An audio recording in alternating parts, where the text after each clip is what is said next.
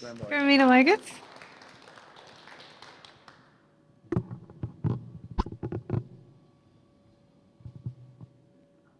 This is me trying to work out how to do all these things with my hands. So use the table. You see we've got the dragons back. We should have Hannah Fain and you, Tisha Darash, to set fire to Smithfield Market once again. Well, tá me sé aintach sásta bheith an teániu agus tá an tá ormsa go bhfuil mé hon ábhar a tá aintach specialta a phléile aniu ábhar a tá Galore a chrí agus sé sin go dé an dóid picture Leor hí a úsid sa Seamaranga, sa Loirland, sa Walla dóin í leis an scíal a bhaint maithas an Leor agus a bheith ag play leis na hábhar atá istí onto. So I'm going to look today at one of the favourite questions that you could ever ask me to talk about, which is how to use picture books in the classroom, in the library, in the home, how to use them as stepping stones to other things that we want to talk to kids about, that we want to engage with, that we want to explore together. So this is definitely a subject close to my heart. I'm sad that Andy's not with us today because he would have added a whole lot to this, and hopefully another time we'll have that opportunity. I'm not going to make you draw anything, sadly. Oh. So just my plan is I'm going to jump a wee bit between languages and hopefully we'll all manage to follow along. But basically I'm going to do a general whistle-stop tour of some types of ways of using picture books. And then I'm going to take a deep dive into one book, because sometimes I get frustrated when you go and you hear people talking about doing something. I want to show you actually a little bit deeper into how to open it out. So that's what I'm going to do. Let's see what you're looking at. So, sílam sa gháil picture Leor forfa fahanya ábhar a oscailt amach de feisty. Agus is bralam an picture seo mar taispan an sé dúin an cuacht atá a buint le scéal agus le Leor le dóin eile a oscailt suas. This is one of my favourite pictures because it just says so much in a single image about what books can do. And that opening of a door, gentle opening of a door, just to show other things and to have other possibilities beyond the story. The reason why picture books are so excellent and so powerful in doing this is because, first of all, and we've talked about it a lot already today, but they're fun. They're just really good fun. And there's no better way to engage subjects than through fun. But they're so visual and so engaging, but they were written to be performed. They were written as a communal story, and that's not something that's true of every kind of book. If you think about it, the assumption with a picture book is that one of your readers can't read and that it will be read aloud. And that's at the heart of what's happening when a writer is writing a book, when an illustrator is illustrating a book. There's a sort of a collective who are going to come together to read this. And that's something very, very important, that it's performative.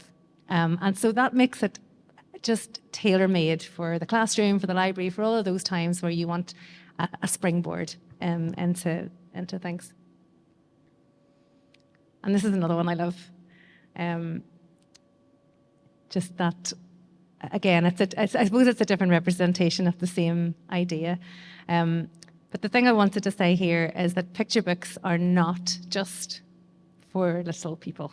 This is really, really important, because I often find this, particularly in schools, where people say, oh, picture books are for preschoolers, or picture books are only for the kids who can't read. And as soon as they can read, give them... And yes, in terms of their technical reading ability, that's got to be important to read those other things as well. But picture books are for everyone. I know of projects with teenagers, and all they do is sit and read picture books together. And what they report that this does for their mental health, for their hearts and souls and conversations, it can definitely not be dismissed.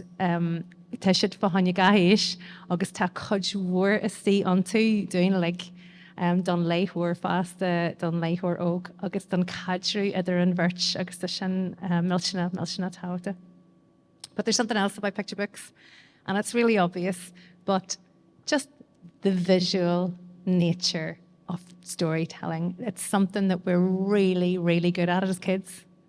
You show children a silent picture book, so a book with no words, they will know how to read it, and an adult will pick it up and go, huh, what's this? What do I do? Where are the instructions? Because we seem to lose this skill over time because of what we said before about people thinking the picture books are only for little ones. But it's something that we can come back into and with a lot of pleasure, reading pictures and the stories that they can tell. And iBbY's done a lot of work on silent books over the years. And anyone who was at CBI conference, what was that, last week or the week before? They even had a book which was all written in insect language, which Do Is Tack by Carson Ellis, which has just stayed with me ever since that conference of like, wow, you can just write a whole book in like a completely made up language. And it's not just an obstacle, it's positively like the whole fun of the book. Okay, so my whistle-stop tour of some various things that you can do, ways of jumping in from a picture book with kids. One of the most obvious ones, agus sílim ganachni an gachtan asha, is just chema aglaku, no shanra aglaku, agus limchi ui sin ashtaha a Leorhi ella. So mar hampla, talor agam an félacan agus an rí a ta bonny her shan scale o vitasoliach na heron. And so when I talk to kids about a mythology book that I've written, you can imagine that it's really, really obvious that you can take that as a springboard to jump into maybe other myths, and you can take them on a tour of different stories that they may already know. You can take it and go a completely different direction and think about the role of girls and women in old stories, and are they as they should be? What do we make of them? Do we rewrite them? You can take it as a way of jumping into other types of mythologies around the world, stories, and we've had a little bit of this today with the Shanachal, with the Proverbs, seeing the connections between different cultures, the universality of some of these stories. And from that, you can go into fractured fairy tales, turning them upside down, cutting them up, putting them back together again. Or, bhí muid a caint seanna féin faoi baile ham na scol, sin rud ain't a similar of a caint le paishtí faoi fásta, the schools collection from the 30s that's already been mentioned at duhus.ie, getting them to go home and collect stories. Collect proverbs, collect family stories or place stories. So, for example, one mythology book, a gazillion number of ways that you can jump in. This really is whistle stop. Or you could go to space. So Radella a Janamsa is Leor mar seo is féidir sinna úsáid le bheith caint fa óliacht an spás. No in sa chas seo a bheith a gol rudbeg níos defneasteach scíal ar ihe cos le go dé Tatari or Mars, la NASA, this character opportunity over on the bottom right who inspired this story. But you can jump in some area of scientific knowledge or whatever, that a picture book may not be the obvious place that you think to begin, but you will get your audience sitting on the end of your seat, and then you have them. So seo scéal de chuid réite ar an rimid mahén agus Andy réite agus an ninja. Agus me gal couple of picture a haspin stíft in a sort roddy a rimid bunny hair seo. So an héad rod a rimid just dólam misha ninjutsu. So Neil my Gulshani Annie living you, you'd be glad to know I'm not going to make you do the ninja moves today. If there was more people, you see, I might have, but making it physical, taking the story and actually acting out the moves, getting to getting the kids actively involved. And the other thing we did with this book was going in the direction, I suppose, of mindfulness. A bit of meditation, a bit of learning about control of the mind and the body and all of those things.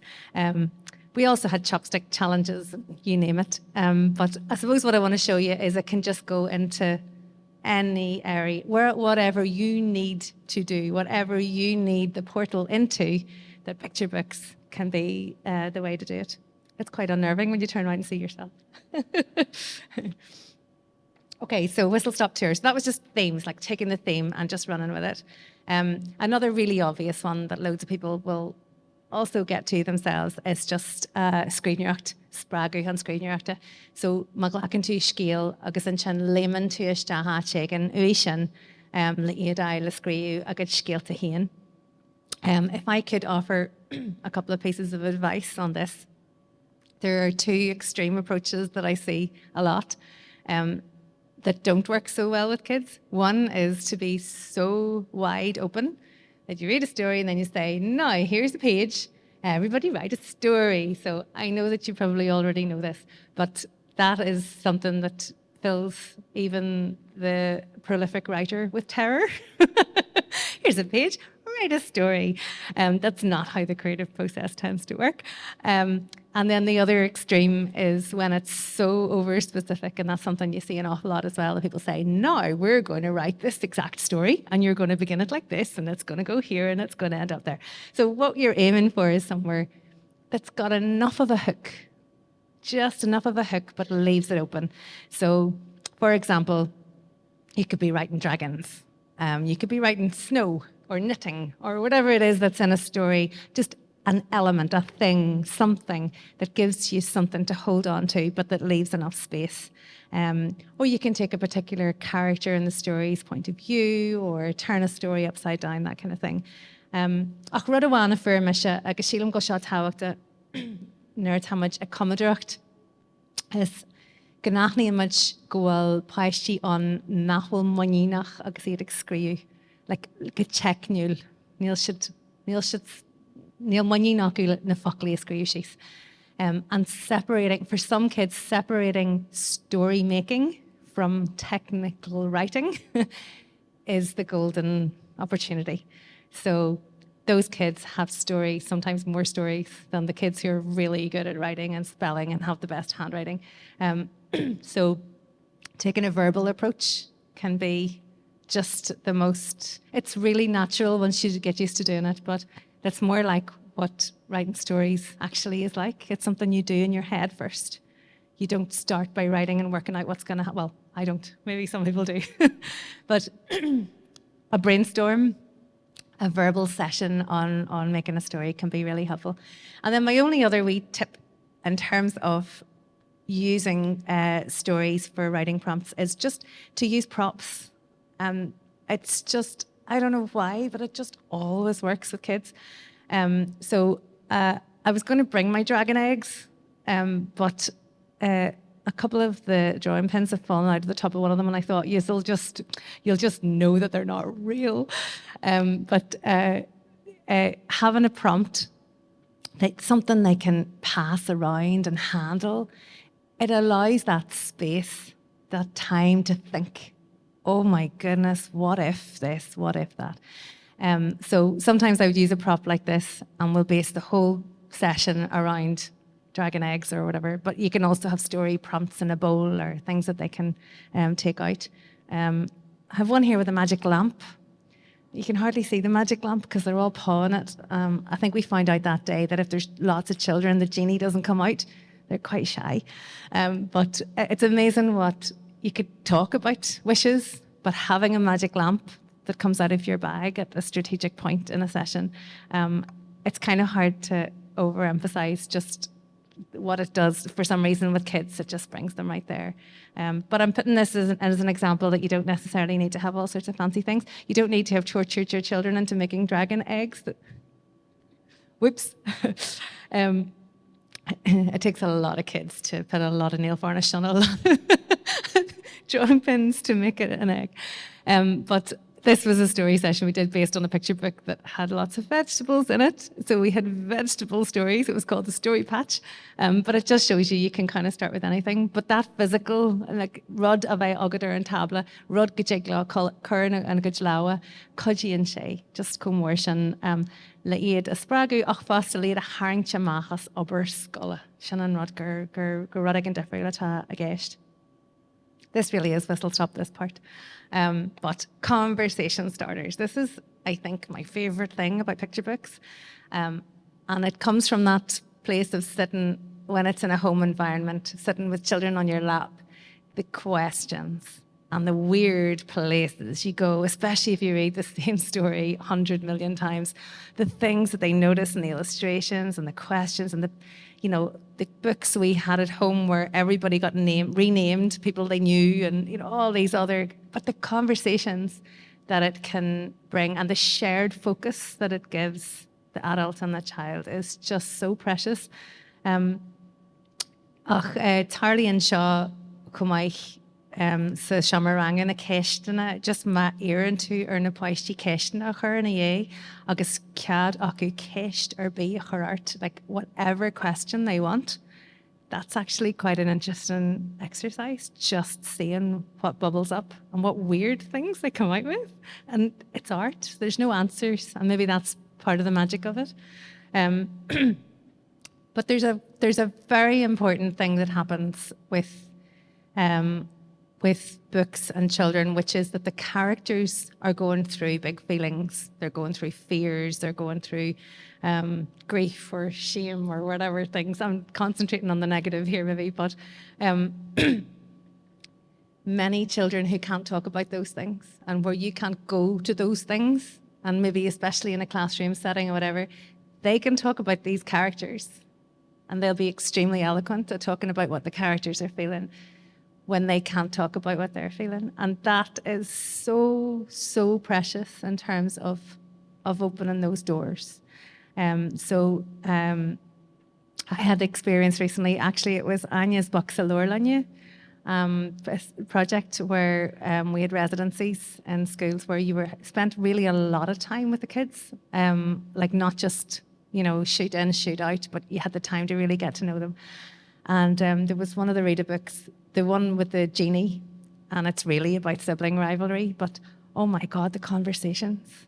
The paisty na ruddy a dinner should do, when doya wahi should, when jar her bag agus and jar for more. The moment when they realise that all those awful things that your big brother or sister does to you, when they close you out and they won't be your friend and they're not interested in you and they dismiss you.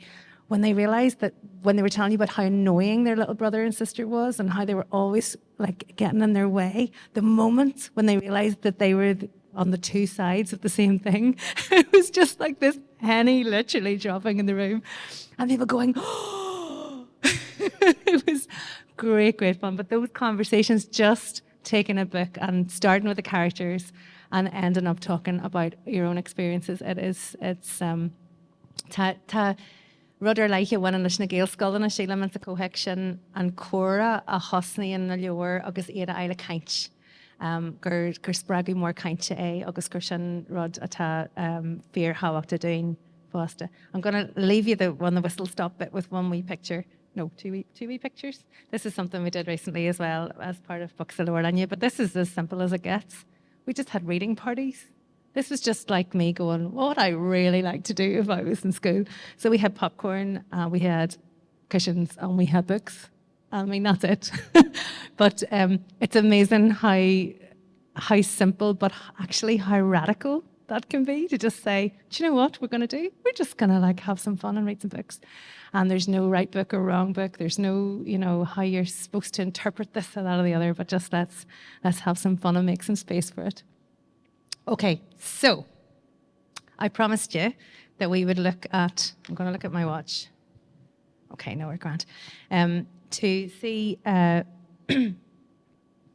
look at one particular story. And the one I've chosen today is this one, Rita agus an Dragoon, which is the one of the Rita series that Andy and I have done. We have 7 books now in this series. I think this was number 3. I think I've lost count by this point. But each one kind of has a different theme and different questions, I suppose, that I was trying to answer. So we make screaming can shaw marker wahi me gro shainta tawak the Lord the paishifi mahain about emotions. Go me in mahu inta ladger ag paishtí go bhfuil droch wahain on agus mahain maiche agus there's good feelings and bad feelings, feelings you shouldn't have, and feelings that it's good to have. And there's something just deeply wrong about that to me, that these are big feelings, but they're not wrong feelings. And that there was a conversation I wanted to have through this story about anger in particular. Dahan me gymíon farig arí na lig, gymíon farig an tuismóir sawala, gymíon farig an foiste, gymíon farig gachtainna, agus gymíon bailach frídí thuirín, agus dóile lort le chéile, agus tuiscin se bhagaí na chéile faoin what a tag éist. So I suppose that thought that if you can name an emotion, that you've already done something very powerful to help diffuse it, or take the fear out of it, take the sting out of it. If you can say, actually, I'm feeling angry, and this is what this does to my body. This is what happens in me when I feel this, and this is what I can do. These are the ways that I can regulate it, maybe, or listen to it, or whatever it is that's needed. Came across this term. You said we weren't supposed to be academic, but I got a really fancy term: emotional granularity. I just love that. It's just about being able to break down emotion and given these different subsets names. I just love doing this with kids when we go, okay, is that anger and is that anger? What's the difference? You know, like actually figuring out, going a bit deeper into what we're feeling and specifically what it does in our bodies as well. Okay, so a gcónaí na scéal réite bíonn feibeicí agus ar nói cos le leorthaí de foiistí a gcónaí bíonn ar an frío character réiteach a eilear na feibhaní sin. So sin an nulta Galore tá réite mar character tá sí maithe curí híana an nniuil dearhan. She sort of wears her heart on her sleeve, our Rita. She's not afraid to scream. In fact, she does it in every single story. She's not afraid to show what's going on in her internal world. And so I thought I'd go there with a story about anger. So rather than talking about the story, I'm going to read you a story. So to make all leonílic, to lug an burla on fasta. So Conyo me seo ag siglam an da rud a dhéanamh to lugam ag an am Ciarna. So seo Rita agus an dragon.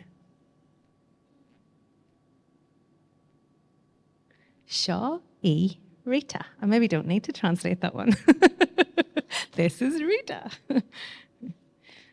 As you can see here, she's building her snowman happily. This is the bit where I get the kids to join in. Something's gone horribly wrong here. Ta Rita crusta. Rita is cross. And I like the way Andy's done here. Mummy and the little brother are completely oblivious to what they have done to Rita's beautiful snowman. Rita is cross because mar ta gach rud mi cheart, because everything is wrong. And you can see her here with her, she's really, really angry. Bhfuil Rita dragoon. Rita wants a dragon.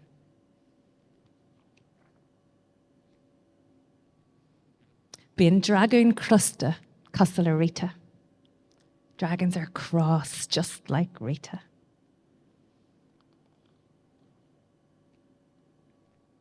Rawr! A deir dragoon có taranach le tarneach.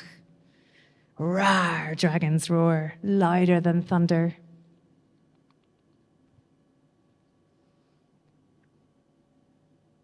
I'm getting all mixed up between turning my slides and turning my pages. Scalan sé lastratha as a veil go faragach che. Dragons breathe fire, hot and angry. The translators and the audience will be saying that when you're translating your own book, you can just change it completely. You don't have to worry about what the author thinks. Gradan dragoon rubble is cuss, a cur and dawn or creech. Dragons stomp and thrash and make the world shudder. Is na raibh sé tuirseach ag buaireach ag scíliú lasratha agus a gradú cos when they're exhausted from roaring and fire breathing and stomping. Hocula etchelt, I can fly. A wad again. Far, far away. Gyddi ach yas huin da godchen, to somewhere quiet all by themselves.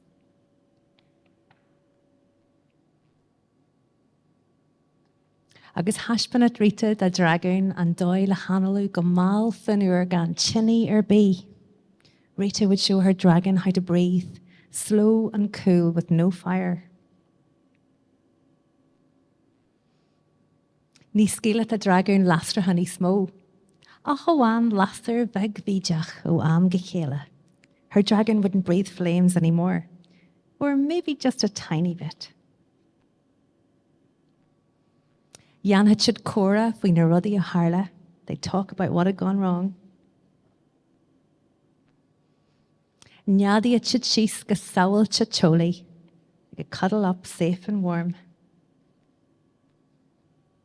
Iswar had shid ga sonna sasta a shinamach and live happily ever after. And I love the fact that in this picture, rather than this sweet ending that Andy has the little brother going, why is that? Why is Rita getting the cuddles? There's a bit of the real world always in these family depictions.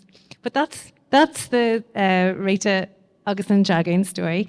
So when we take a lot longer reading it, as you can imagine with kids, because we talk a lot about the pictures and what's going on as we go. But what we do is we then have a think about how we know how Rita showed anger, or how her and the dragon showed anger. And so we talk about, and they'll put their hands up and they'll tell me that she shouted, and we talk about what that's like when we're feeling angry, how the volume rises in you when you feel angry, how you don't say things but you shout things, and how we use our voices. They tell me then that the dragon shoots flames. And we think about, what does that mean? You know, in a human context, what does that mean? And it's those hurtful words, the things that you hear yourself saying to your little brother that you didn't actually know or maybe even mean. But those stingy things that come shouting out. And we talk about the stamping and how physical it is in your body. And so stamping, slamming doors, all that kind of stuff. And this is the bit where, when I'm with kids, you know, maybe I could get you to do this. Can you all stand up for me? Right. Can you all do angry for me? Can you just do, oh, Liz is right there. Oh, we've got some stamps over here.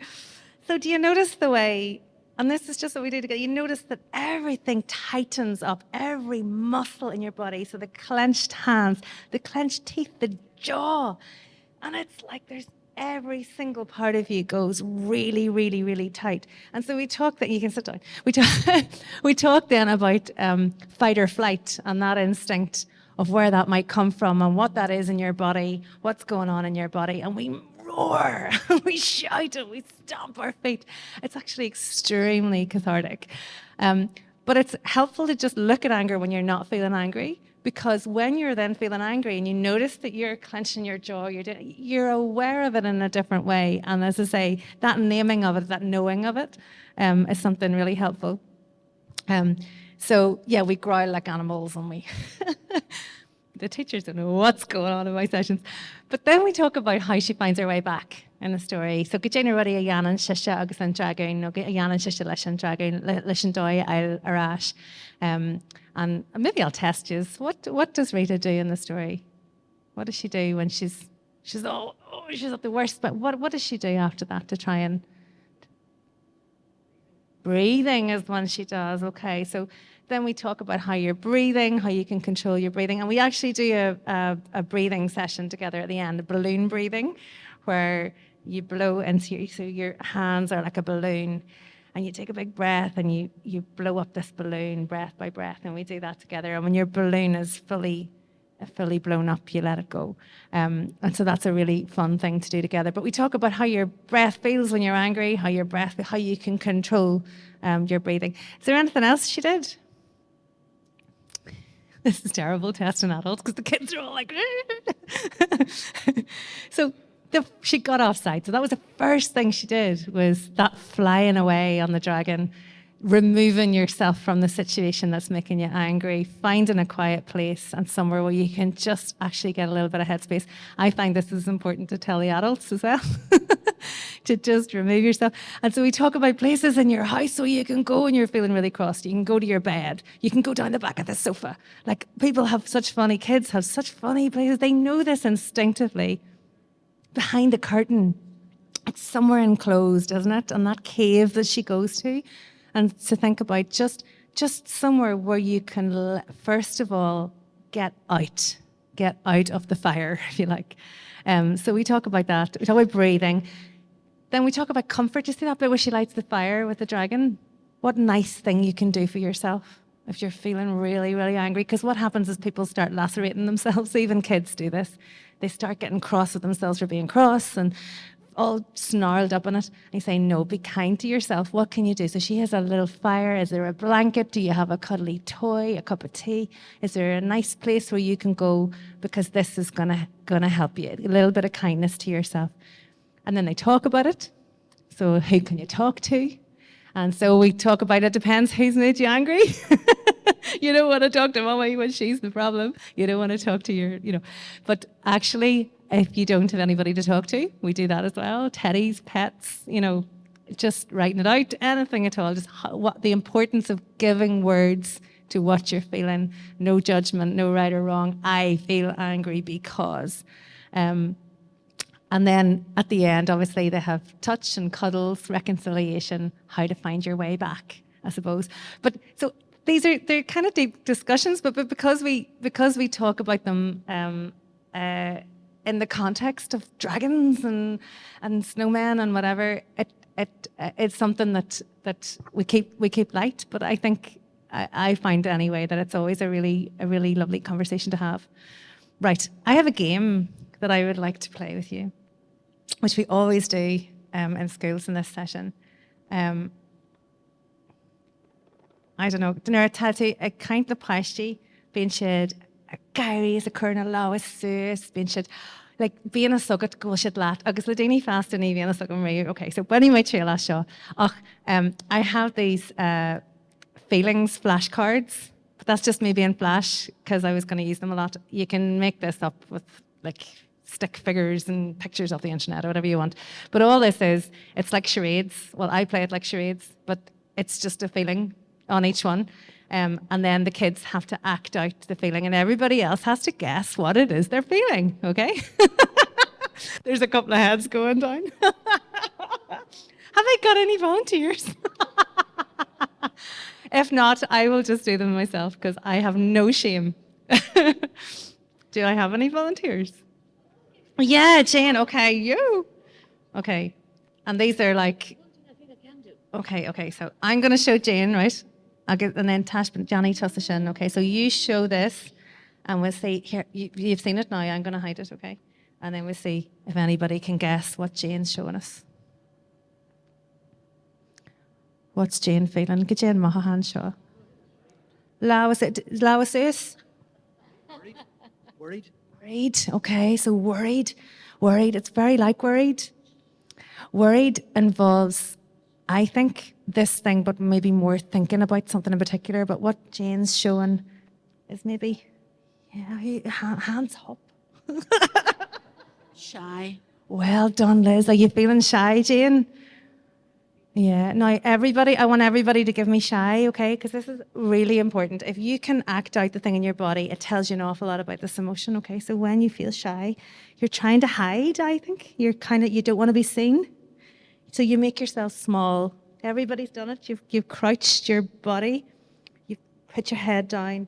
And it's like you're hiding. You don't want to be seen. And so when you enact that in your body, you actually feel it. Do you get that? Yeah. So this is like the opposite of that thing where they go, do your power pose because it makes you feel strong. Yeah. So when you do these things in your body, you can actually feel what that's like. Thank God, Mila mai get you and ain't mai. Yes, you may play with the dragon. You can put your hand on the head as well as a puppet. Because you were so good. Have I got any more volunteers? Yeah, Nelly doesn't can show it. Okay, Myra's going to do this one.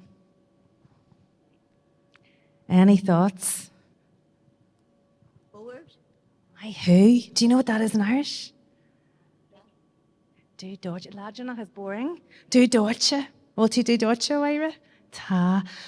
So, Myra, what have you done there? Show me your do Deutsche again. Oh, so do you see that she has to hold her head up? Can you all do board for me? Do you really do Deutsche? Oh, yeah. Do you see lots of people? Oh, there's a lot of sleepiness involved in board, isn't there? So your head gets really heavy. It's almost like you can't hold it up. And then, oh, Glenn was doing a big yawn over there. Oh, so your body's all heavy. It's like you're asleep, but you're still your body's asleep, your brain's asleep, but you're actually still awake. It's quite dreadful being bored. Oh, so we talk about that kind of just how it feels like when you go all sleepy and floppy. Yeah, Gora made a maggots. Denne Viella.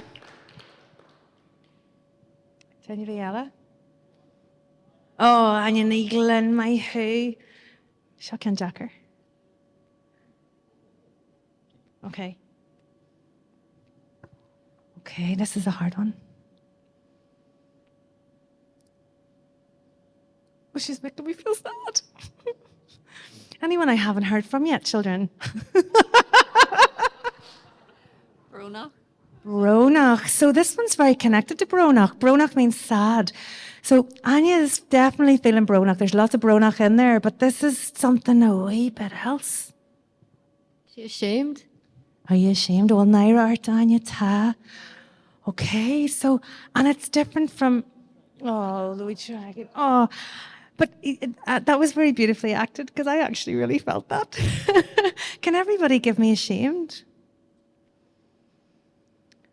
Yeah, it's like, it's connected to what your body does when it's feeling shy. So it's that thing about wanting to hide. You don't want to be seen. Yeah, it's got all of that in it. And as Linda said, it's got Bronach in there. It's got all sorts of sort of self-disgust in there. So so we talk about in each time when we play this game, we talk about the different things that make us feel like this, you know. And the kids are just amazing because they don't mind telling you. The only rule we have is like, let's not talk about anybody who's in the room. Because it's not good when they start going, yeah, he did this to me. And we don't go there. That would involve a different kind of therapy session. Okay, let me see. We've done Faragach. Let me see. Okay, I'm going to do one. Or unless somebody else wants to. Do we have any more volunteers? Oh, 2 more minutes. Okay, well maybe I'll just go. Woo! How am I feeling? Happy. So then we just talk about those feelings, bad feelings that make you feel all small, and the things that make you want your body to go everywhere. You want to be big in the world, and you want to be taking up space. But anyway, so roughly that's how that goes. And then we do our balloon breathing, and we sing a song. And I'm really glad we don't have time for me to sing this song. Anyway, no, I'm not going to sing.